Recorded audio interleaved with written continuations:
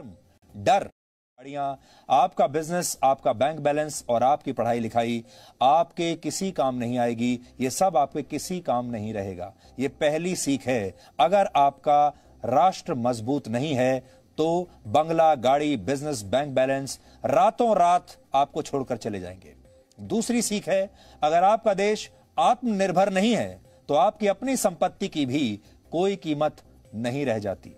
ये आपकी दूसरी सीख है, क्योंकि अगर आपका देश अफगानिस्तान की तरह बन गया जो दूसरे देशों की मदद पर आश्रित है, दूसरे देशों की सेना पर आश्रित है, तो फिर आपका भी यही हाल होगा। आप खुद कितनी भी संपत्ति कमा लीजिए, अगर आपकी सरकार में कड़े और बड़े फैसले लेने की ताकत नहीं है तो आपकी ताकत का भी कोई वजूद नहीं रहता। ऐसी स्थिति में आपको भी किसी दिन हवाई जहाज से लटक कर भागना पड़ सकता है। यह आपकी तीसरी सीख है। अगली सीख यह है कि जिस नेता को आपने चुना है वो अगर कमजोर हो, यानी अगर आपका नेतृत्व ही कमजोर है, तो सब कुछ होने के बावजूद किसी भी देश के नागरिकों को शरणार्थी बनते देर नहीं लगती। ऐसे कमजोर नेता मुश्किल परिस्थितियों में या तो अपने लोगों को छोड़कर भाग जाते हैं या फिर दूसरे देशों के साथ सौदा कर लेते हैं, जैसा कि अफगानिस्तान में हुआ।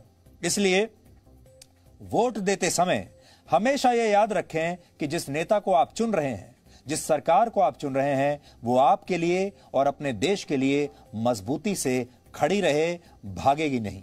और सबसे बड़ी सीख यह है कि जाति, धर्म, डर और मुफ्त की चीजों के नाम पर आप किसी को भी वोट मत दीजिए।